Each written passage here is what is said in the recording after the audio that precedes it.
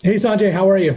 I'm good, Ruben. How are you? I'm good. I'm good. Hey, welcome to another, Hyper Insights.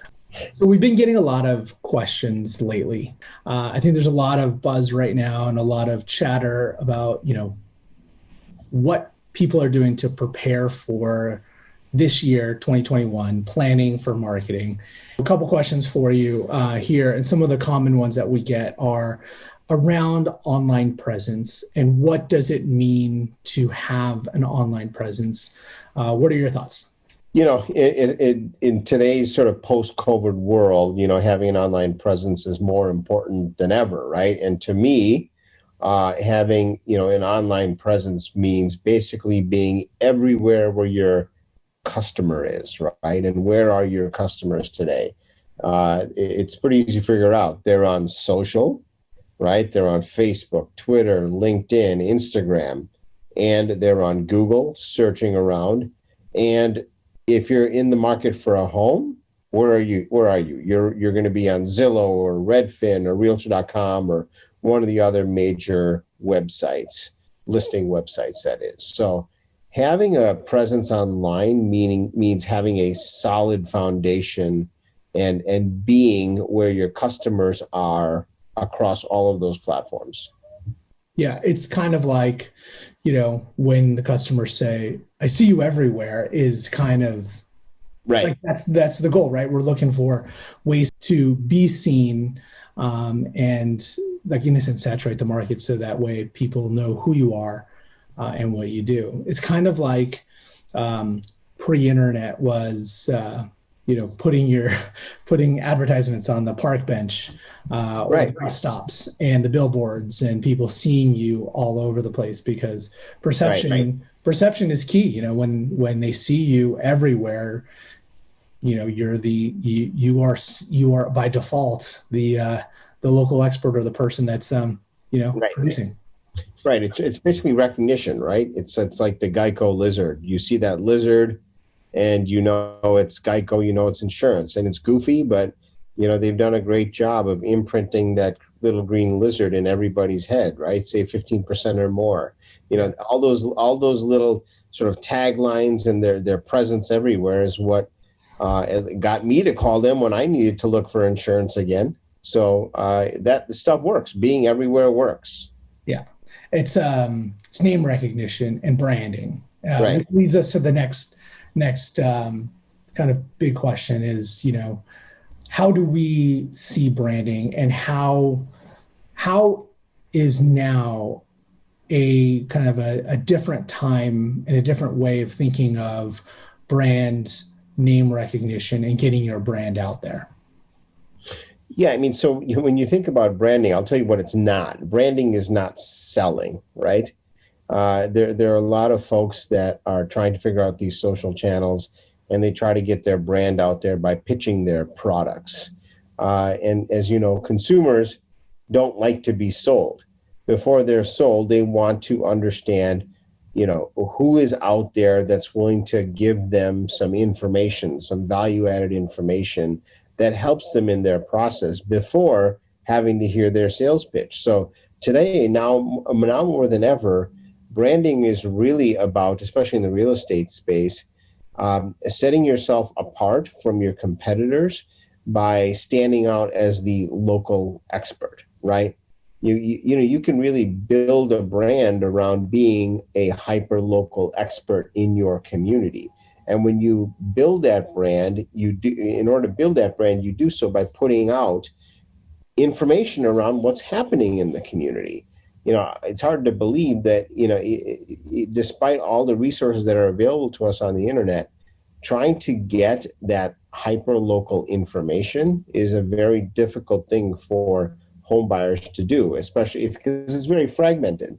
So if you build your brand around becoming that local authority, you're going to be the one that stands out and gets that name recognition. And when they are ready to transact, you're going to be the one that they think about. How does that work with or dovetail into online presence? Well, I mean, before branding was done offline, right? You put out your postcards and you provide whatever value added services you would provide to your clients. Maybe that's in person. I mean, I've had realtors tell me that their brand is their suit and their tie. Today, branding and recognition is established online. So, what used to be, offline brand building is now completely online brand building. Offline or analog type, print media, all of that kind of, the collateral that used to be produced in volumes by real estate professionals. Now all of the branding is done online, and that's what consumers are expecting to see too, right? How are you thinking about social media, and what does social media brand name recognition and social media presence mean to you? So it's a good question. So there, like in the old days, the analog days, there is no silver bullet, right? When you're building your brand, you're building name recognition, and you want to sort of build that trust and reputation. It's a building block process, and the same applies in social media. You have to understand that building your brand on any of these online channels takes time, and it doesn't happen overnight, and it takes frequency, right? So constantly be out there with value-added information, and expect that over time, people are going to see you over and over and over again, providing this value-added information, and then they're going to start to recognize you as the brand, as the local expert. When it comes to social media, what are the channels in which real estate professionals should be focused on? Is it just Facebook? It's Facebook, it's LinkedIn, and obviously Instagram now too, right? So I think those are sort of the three pillars at a minimum that you need to be thinking about. And that's where we focus at WikiRealty. I mean, we even add Twitter to the mix, but a lot of folks in the real estate space don't use Twitter as much. But Twitter is great for millennials. So if you don't have Twitter, I'd start to think about implementing the channels with Twitter as well. Yeah, I mean, I think it's the saying, if you want to catch a fish, then you should fish where the fish are. Right. The fish are on social. Right. And all channels. It's not just it's not one channel that's going to get you the business like Facebook. I mean, although it is probably the biggest juggernaut out of all of them. LinkedIn is also another good kind of source, but you just never know where your customers are going to come from. It right. might be where, they first catch an article, a glimpse of you on LinkedIn. And then maybe a couple of days later, they see another article, or they see your brand on an Instagram kind of ad. Right. And, right. Maybe they might be funneling through their feeds, and they catch another right. post about something that's local. And that's the thing that, they click through, and you capture them that way. But you just right. never know where they're going to come from. So you, right. in a sense, have to be everywhere. It's kind of like the analog of put your name on the park bench and also on the billboard and in the shopping carts, because you just never know where right. you're going to grab that attention. But I think the repetition are important. It's constantly seeing you in the peripheral, of their mind. They could be driving down right. the street and they catch a glimpse of your face on a park bench. Same thing online. They could just be browsing online. They see, they see your logo. They see a little snippet about you. They don't engage that second, but they see it over and over and over again. And eventually they're going to click through, they're going to learn more about you. And then from there, it's a matter of nurturing. Yeah, 100%. And, the interesting opportunity with social that you don't have with some of these analog channels is that if somebody sees you in your content and, whatever you're putting out there, that content could get shared, right? So you're reaching an even broader audience. Like that, with the click of a button, they can share it to their network. So your brand is going out even further than you initially expect when you first put out your piece of content. That's something that you can't do with a shopping cart, right? Or or a mailer. Usually that's just going in the garbage. It's not like somebody's going to take that mailer and go give it to their friend. That doesn't happen that often. But with social, your name and your message can be spread far and wide and be seen in places that you never imagined. So that's a huge opportunity there. Yeah, speaking of efficiency, right? Creates efficiency for your process, and if you're putting ad budget behind it, it creates additional benefit there too. Yeah, speaking of ad budgets and advertising and getting in front of that customer, a lot of talk right now about Facebook ads, right, and some of the ad strategies that are out there. What are your thoughts? What are some of the trends going on right now when it comes to leveraging Facebook ads and some of the new ad strategies? Obviously, huge opportunity with Facebook and their ad platform, given just the sheer volume of people on Facebook. There was a little hiccup in the sense that, as you know, Facebook got sued by the federal government, and many of the targeting mechanisms that real estate professionals were used to, income and geographic and demographic targeting mechanisms, are no longer available. So that makes promoting your listings or your mortgage products more difficult, because everybody's subject to the same rules, which is basically a 15-mile radius around sort of the pin that you drop in the location. Now, with content like what we're doing for our subscribers, where we're writing about news and events happening at a local level, those pieces and those ads are not subject to the same restrictions, because you're not promoting real estate or loan products. So you don't have those same restrictions that you have when you're promoting those products. So with content, we are able to actually do a lot more in terms of narrowly targeting a particular geography, as well as adding some interest categories to target the folks that we want to get in front of. That is available with content, not available with some of the pure listing ad promotion or loan product messaging. So another reason why, if you're not doing so already, you should really start to develop a strong hyper-local content strategy. We get this all the time. Traditional Facebook ads versus retargeting. What are your thoughts there, and what's more effective and what's more efficient? Yeah, so the retargeting ads, it's like when you look at a pair of shoes on Amazon and you see that pair of shoes following you around everywhere on the internet, right? It's the same concept with the strategies that we implement for our subscribers. You start with the content, right? And then because it's hyper local, it generally gets a lot of engagement. By engagement, I mean people are clicking through to read the entire article, or they're liking it, or they're sharing it with their friends, or they're commenting. Every single one of those actions is, first of all, the customer raising their hand, somebody generally that you might not know because it's outside of your friends, followers, and connections. They're raising their hand and saying, hey, I found what you said to be interesting.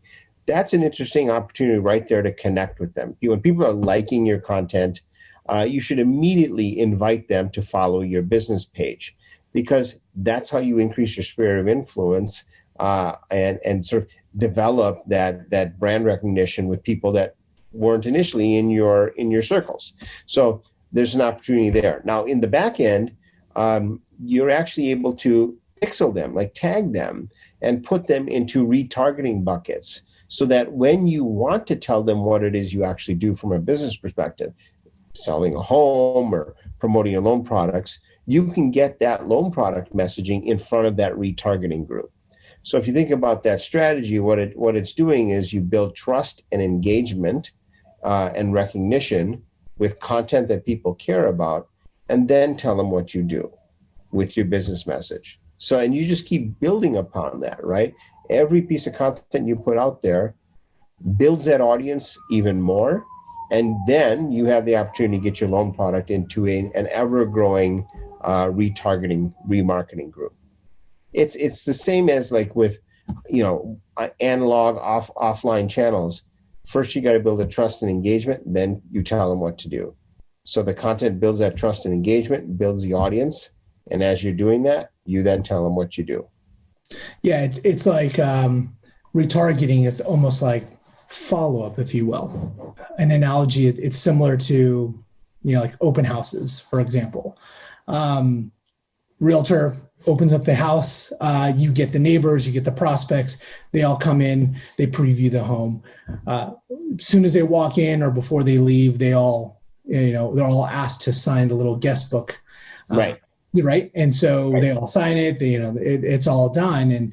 And later that evening or the next day, the real estate professional is going to, go on his computer and just start write up follow-up emails, right? Hey, thank you Right. for visiting the open house. If there's any questions that you have, blah, blah, blah, they put them in the drip campaign and you start Correct. marketing them, right? And then every open house that you have, you kind of just build on that list. It just added to your CRM. It's the same thing, just doing it online, right? Correct. And now with COVID, there aren't many people going to open houses, right? So Yeah. aside from, in our minds, that being a pretty inefficient process and, kind of dribbles the sort of retargeting audience into the buckets, with some of the more robust online strategies, you can really increase your retargeting audience very quickly. Another question that we get a lot is about websites. We're getting more and more of clients saying, "Hey, you know what? I'm starting brand new, or I opened my own shop. I'm going independent. Should I have a website? Should I not have a website? What are your thoughts on websites?" And second follow-up question to that is websites with sales funnels or click funnels. What are they and how do they work? And would you recommend them? Yeah, I mean, so when you get somebody's attention with the content, you need to be able to sort of keep them in your ecosystem, right? I mean, so we've seen this all the time where you've got realtors attempting strategies where they're sharing hyperlocal information, but what they'll do is they'll write an article and they'll link out to the source article, which might be the Chicago Tribune or the local paper, whatever it might be. The customer that sees that article might find it interesting, and then they'll click through to it, but then they go to the source article and you've lost that customer forever. So whatever you do, whether it's with a website or a blog, the first goal is you got to make sure that if you're putting out this content and somebody engages with it, you're keeping them in your ecosystem. So with WikiRealty, we do that by hosting every article on our platform. It's white labeled to the realtor. So when somebody sees the content on Facebook or LinkedIn, they say, "Oh, I want to read it," and they click through to it. They're landing on your branded pages on WikiRealty with all of the calls to action going to you. So the content pages are almost like mini websites, but obviously just pieces of content, but multiple calls to action. One way or another, the goal is to get them to you. Same thing with websites, right? I mean, you can have the ad promoting your product and get them to your website. You just got to make sure your website is optimized with the proper calls to action.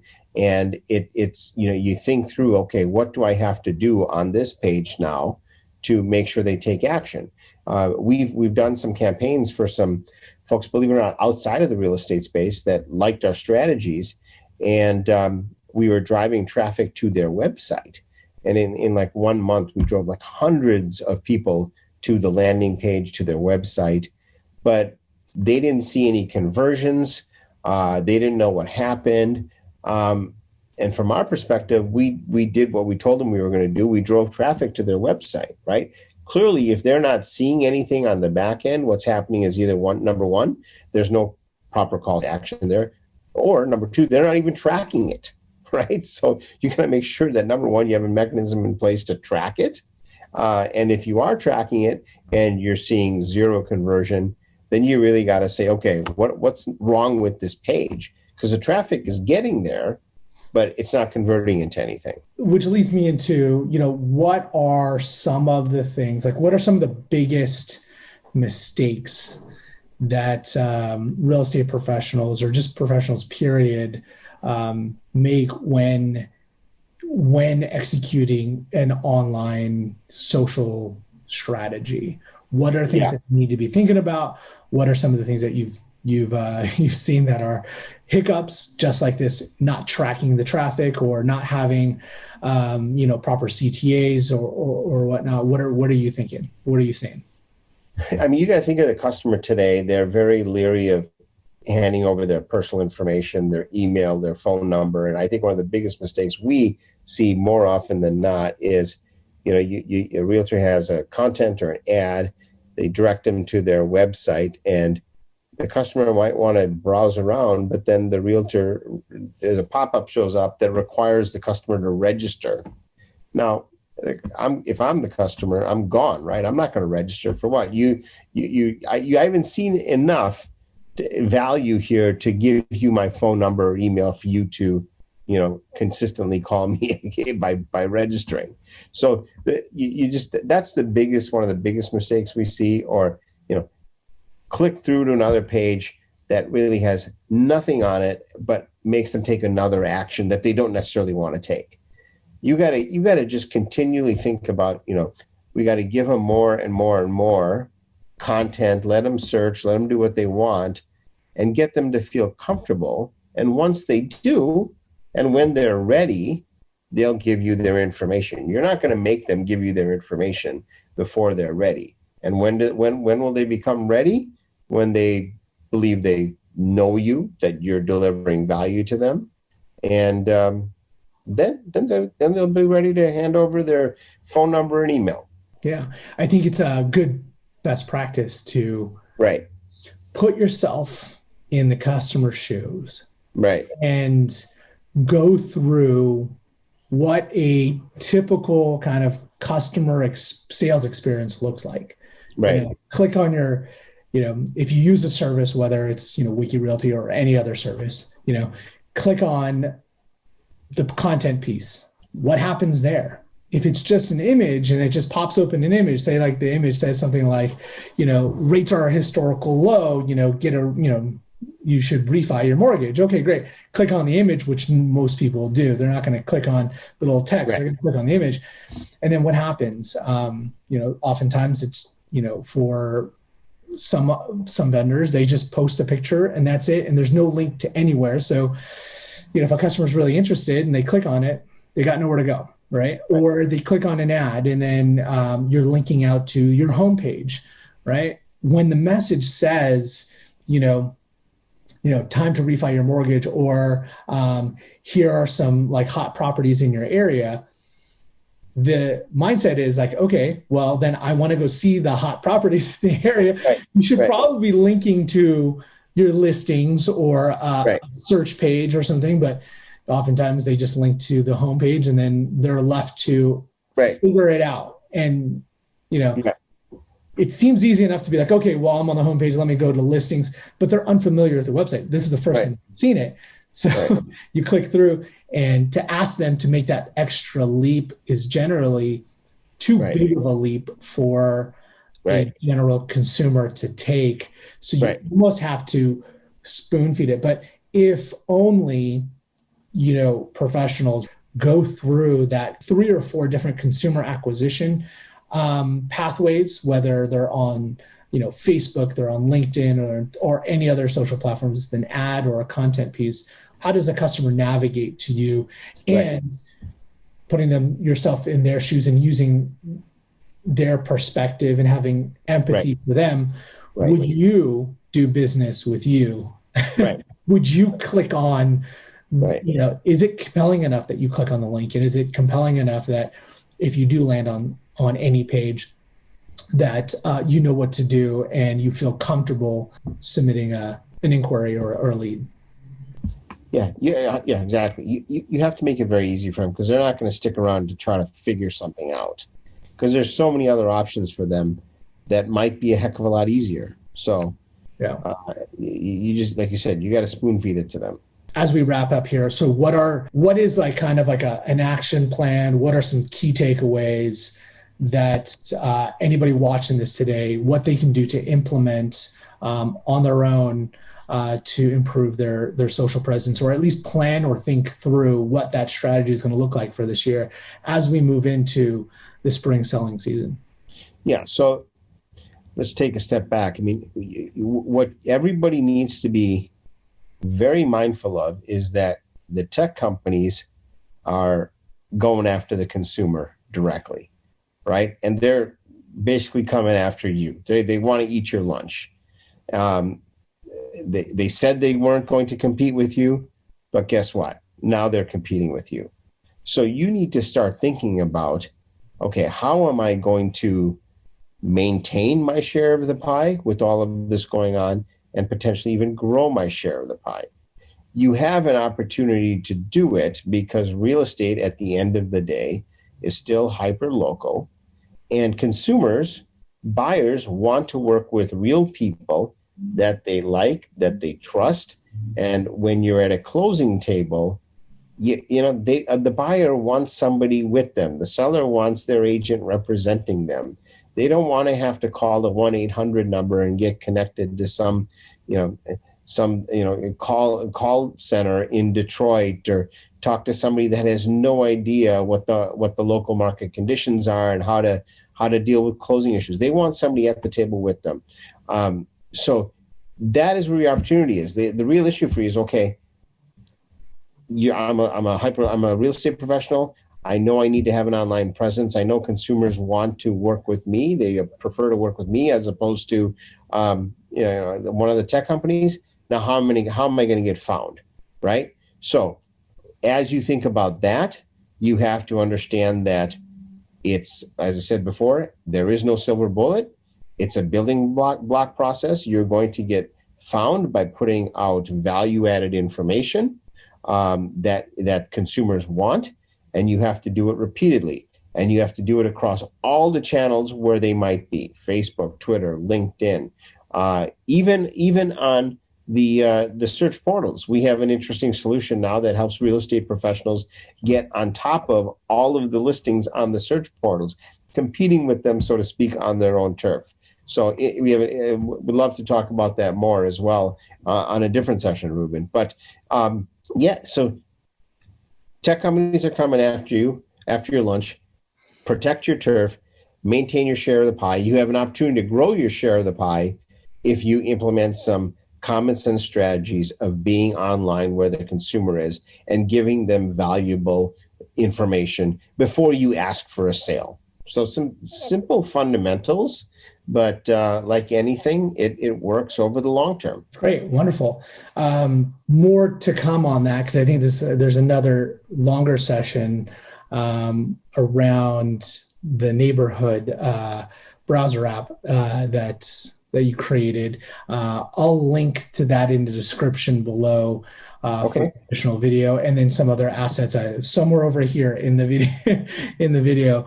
But that would be for another discussion, because that's another kind of probably 30-45 minute discussion on how it works and how it can really help real estate professionals, number one, retain more clients, but number two is to really kind of beat the big tech companies at their own game with better tech, if you will. Right.